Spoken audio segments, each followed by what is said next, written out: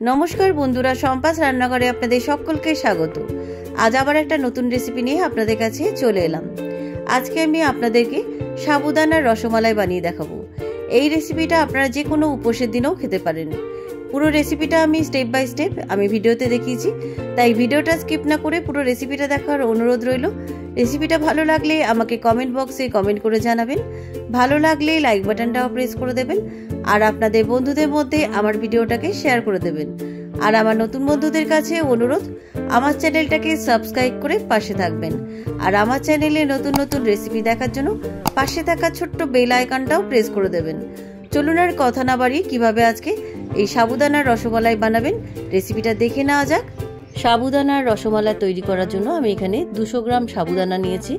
আমি এখানে সরু দানার সাবু নিয়েছি, আপনারা মোটা দানার সাবুও নিতে পারেন।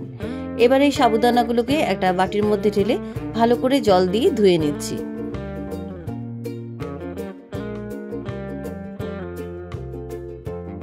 সাবুদানাগুলোকে কচলে কচলে 3-4 বার জল দিয়ে খুব ভালো করে ধুয়ে নিয়ে আপনাদের কাছে ফিরে আসছি।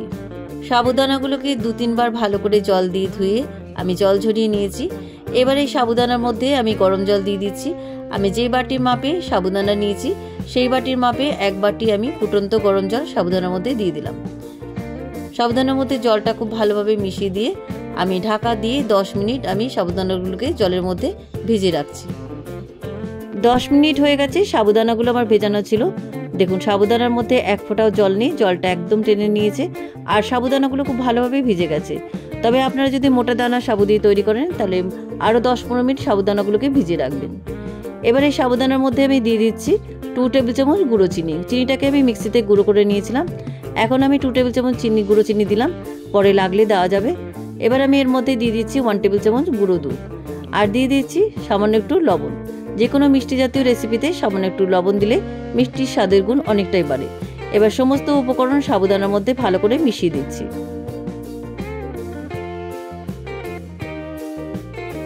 সাবুদানার মধ্যে সমস্ত উপকরণ খুব ভালো করে মিশিয়ে দিয়েছি।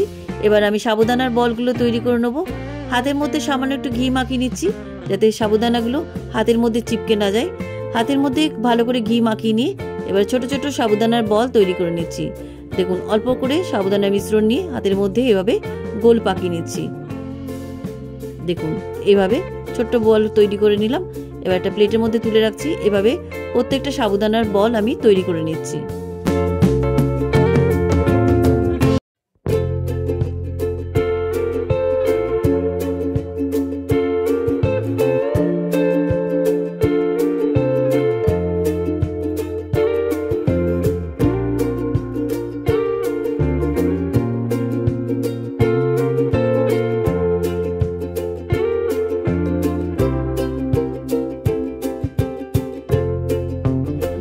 সবকটা সাবুদানার বল আমার তৈরি করা হয়ে গেছে।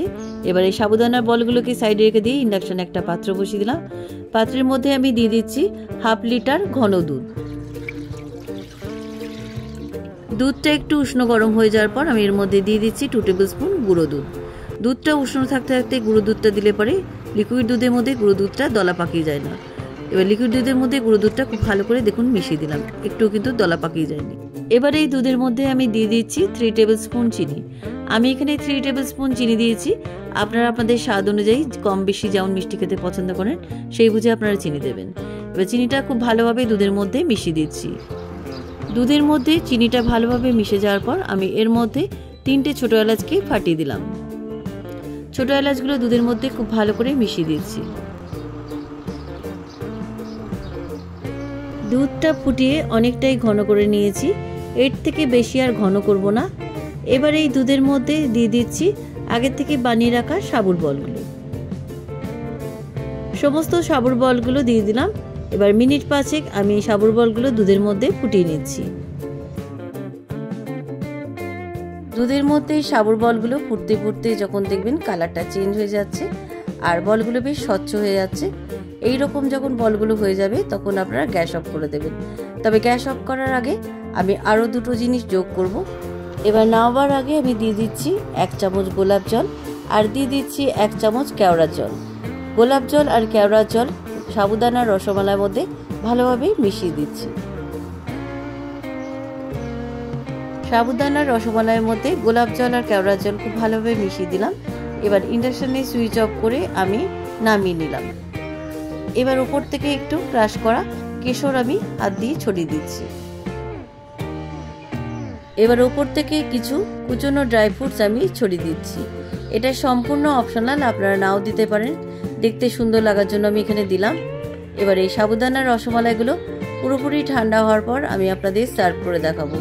এটা ফ্রিজে রেখে খেলে কিন্তু আরও দুর্দান্ত স্বাদ পাবেন, তাই আপনারা চেষ্টা করবেন ফ্রিজে রেখে এই সাবুদানার রসমালাইগুলো খাওয়ার। সাবুদানার রসমালাই আমার সম্পূর্ণ ঠান্ডা হয়ে গেছে। এবার একটা মাটির পাত্রের মধ্যে আমি সাবুদানার রসমালাই সার্ভ করছি। কেমন লাগলো আজকের এই দুর্দান্ত স্বাদের সাবুদানার রসমালাই রেসিপি? আপনারাও বাড়িতে এভাবে একবার বানিয়ে খেয়ে দেখুন, কিংবা আপনারা উপোসের দিনে ডেজার্টেও খেতে পারেন। রেসিপিটা কেমন লাগলো আমাকে কমেন্ট বক্সে কমেন্ট করে জানাতে ভুলবেন না। ভালো লাগলে লাইক বাটনটাও প্রেস করে দেবেন, আর আপনাদের বন্ধুদের মধ্যে আমার ভিডিওটাকে শেয়ার করে দেবেন। আর আমার নতুন বন্ধুদের কাছে অনুরোধ, আমার চ্যানেলটাকে সাবস্ক্রাইব করে পাশে থাকবেন। আর আমার চ্যানেলে নতুন নতুন রেসিপি দেখার জন্য পাশে থাকা ছোট্ট বেল আইকনটাও প্রেস করে দেবেন। আজ তাহলে চলি, আবার একটা নতুন দিনে নতুন রেসিপি নিয়ে আপনাদের কাছে চলে আসবো।